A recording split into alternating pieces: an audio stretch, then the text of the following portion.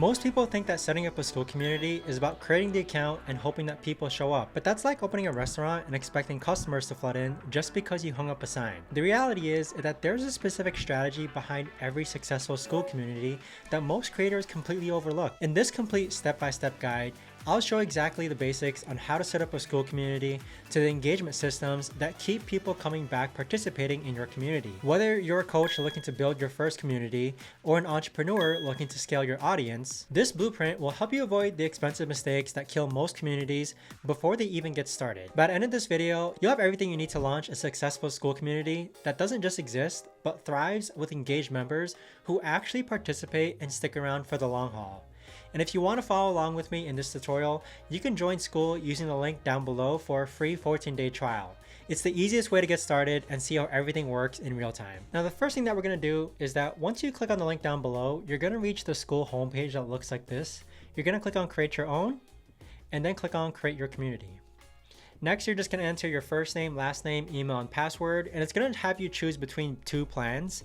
Personally, in the long haul, you are going to eventually upgrade to the $99 a month plan, but you can start off on their most basic plan for now. But once you're actually logged in, this is what your homepage is going to look like. So to familiarize ourselves with the Skool dashboard, we have the community tab, the classroom tab, the calendar tab, members, leaderboards, and about. So the first thing that we're going to do is that we're going to make an introduction post for people who join our community. So with that, you can just write something here. Say, welcome. I'm happy that you've joined us. Please let me know if you have any questions.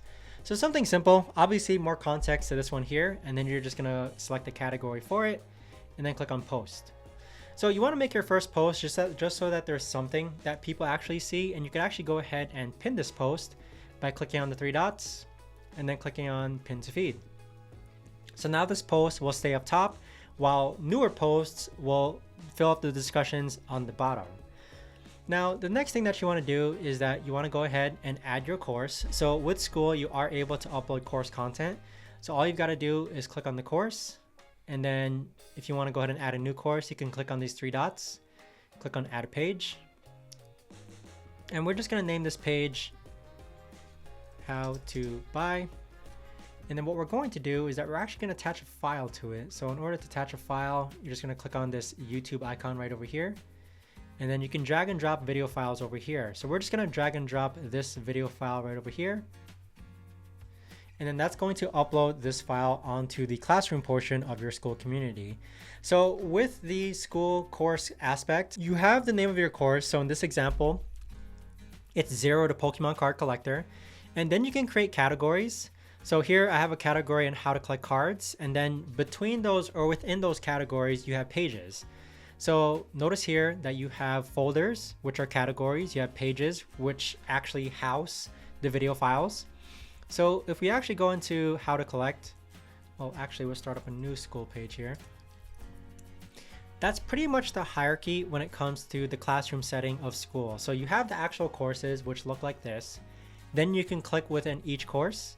And then you have folders which house pages within each of these pages. So if we click on how to collect, you can see that there's a video lesson here. Within each page, you can add a video, you can add an image, you can add text here. You can add resources as well, or PDF files, and then make sure that you mark it as published down over here and then click on save. But that's the premise as far as how to actually go ahead and edit the classroom portion or the course portion of Skool. Now, moving on from the course portion, we have the calendar option. So this is the first engagement tactic that I really want to go over as far as how to actually get your community members to come back and stay interactive with your Skool community. And that's to host weekly or twice a week group coaching calls. So for example, in this Skool community here, maybe we want to set up recurring calls every single Monday. So in order to do that, we'll click on this plus icon on the upper right hand corner. And then we're just going to say weekly Pokemon collecting calls. And then let's go ahead and set this for the following Monday on the 22nd at 11 a.m. And we can have this event start to occur, and we can have it repeat every Monday. And then we can have an end date. Let's say that we only want it to end after August. We can have that. or we want it to end after a certain amount of occurrences, maybe after 10 occurrences. But we're just gonna have this continually start. So we're just gonna say weekly Pokemon collecting calls. And then for the Zoom link, you can add a Zoom link or Google Meets link, or it can be a physical address where you meet up as well. But normally I add a Google Meets link here. And then as far as which members can attend, it's usually all members, and then click on add. So I think the only thing that we're missing here is, we'll just click on, this is a call on Pokemon card collecting. And then as far as adding it goes, we have to add 1 hour. And there you go. So I guess we just forgot to add the duration, but we'll set it to 1 hour, and then we'll click on add. So by having weekly group coaching calls or get together calls or mastermind calls, so what this is going to do is that you can see here, I've renamed it to John Mastermind, but if I go into August, you can see that the call now occurs every Monday at 11 a.m. So by having these weekly group coaching calls, it allows your community to stay in tune with what calls are happening every week through the calendar option. And if they click onto a call, they could actually add it to the calendar themselves, whether they use Google, Apple, Outlook. It'll easily integrate with any calendar. Another good thing is that the most recent upcoming call also gets displayed in a banner that looks like this. So the next call is in 11 days. They can just click onto this, and then they can click on add to calendar. So that's a really good way to keep your community engaged and keep them coming back for more. Now these other tabs here are more like FYI tabs, or for your information tabs. So for the members tab, this is where you're gonna see all your members who are active, canceled, churned, and banned. And then they also have a leaderboard here. So for me, this leaderboard is kind of gimmicky. It's like a gamification feature where as members start to participate in your community, they start to build up points. And so it's kind of like a double-edged sword where people will start to interact with your community, but they're not really meaningful discussions is what I've learned. Sometimes the discussion levels will be like, good job, great work, thank you, welcome, like one word replies, and they'll start to build up points, but it's not really meaningful discussions, unfortunately. So unfortunately, Skool doesn't have any way to actually segregate like really worthwhile, valuable comments versus one word replies. But they have this gamification feature here if you want to use it. And so one way to use this is that you can go into the classroom, and let's say that you want to have a certain course unlock after level 4. So if you go into the classroom and then click on these 3 dots, you can edit this course and you can have it level unlock. So let's say that you only want this course to unlock for members who are level 6 and above. You most certainly can do that as well. Now, other course features as far as unlocking the course goes is that it's open to all members. You can have members pay a one-time purchase of $200. You can also do a time unlock where, let's say, members who have been part of your community for 30 days, this course will unlock after 30 days. Or you can do private access. So with private access, you can actually just send this link to someone in private and they'll have access to the course. So multiple different paywalls or ways of unlocking memberships that you can tie into this gamification feature that Skool has to offer. Now let's go into the About tab, because this is where we're going to edit some things here. So go into settings and then go into general. Now you want to go ahead and edit the icon. The icon here is this right here. So it's going to be like that little square pixel that you see right over here where my mouse is. This is going to change that image that you see there. You could also add a cover image here. So by adding a cover image, this is what people are going to see before they actually join your group. So maybe you want to change it to this here, and then click on save. And then you want to go ahead and name your group, of course, give it a group description. You can set your group to private or public. You could also set your support email. So right now by default, it's set to your Skool email. Now, as far as payouts go, you can edit this in the settings option over here. And so this is going to allow you to actually set up your bank so you get paid by Skool. And then for the pricing, you can add different tiers. Okay, so right now we have a free price, but let's say that we want to add a $39 a month price over here as well. We can most certainly do that for this option here, and we can actually make this the current price, and we could also give members a 7-day free trial. Now, as far as affiliates go, you can reward members for referring their friends or family members, your Skool community, to them.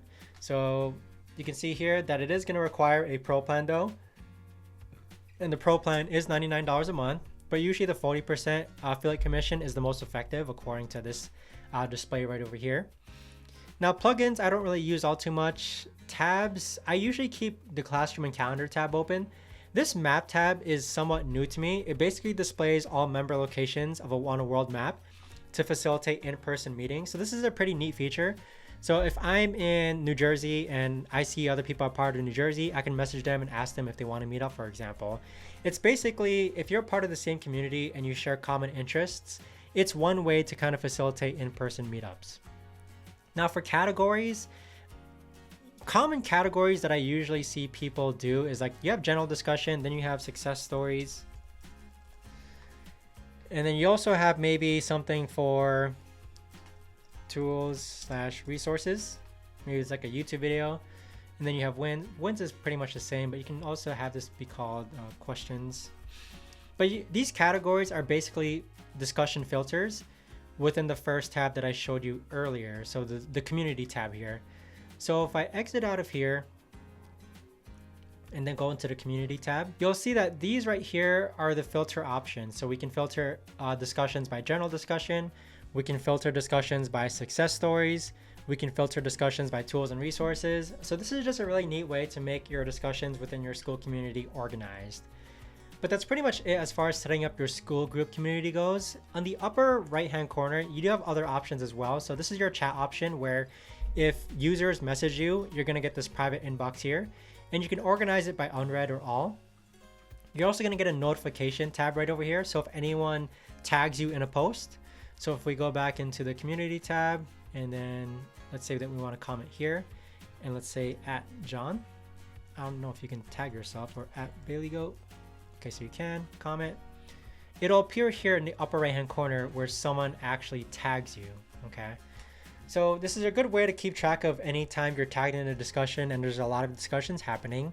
But then in the upper right hand corner, this is where you're going to edit your actual personal profile.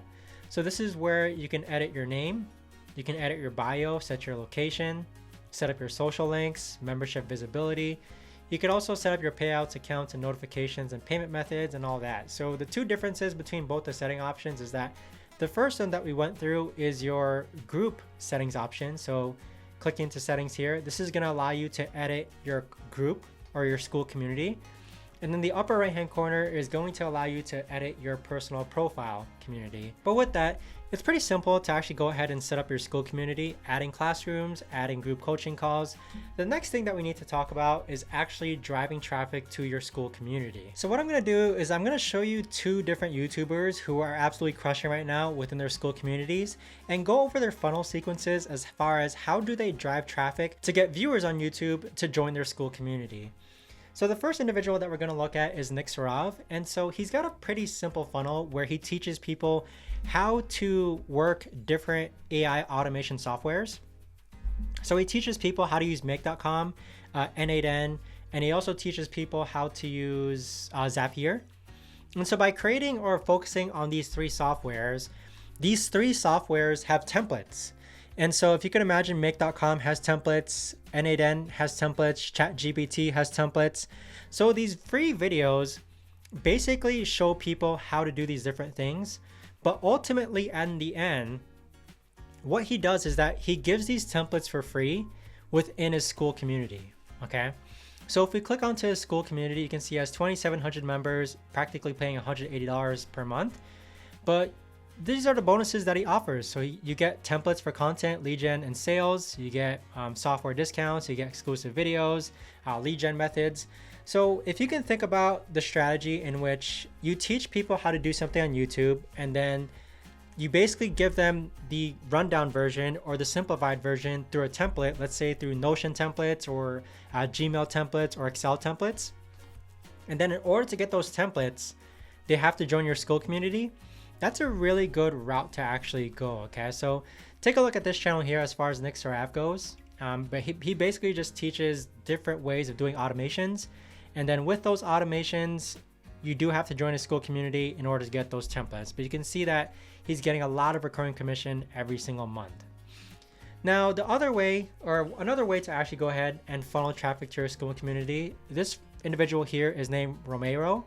And so what he does is that instead of teaching people like very specific softwares, he really does capitalize on the success of himself. So you can see that his most popular videos are how I made $1 million with a YouTube channel, how I made $37,000 with faceless videos. And yes, there is education involved, but if you study the differences between this one here, this channel, and this channel here, this is the more educational route where he eventually leads to like, hey, if you want this template, just join my Skool community. Whereas this one here is more so, if you want to achieve the success that I'm getting, join my Skool community. It's two different routes, but still there's some overlap in between them. For example, his most recent video, it is more educational, and then he does offer coaching. You can see here. So I teach, go live, work with you to ensure your YouTube automation success.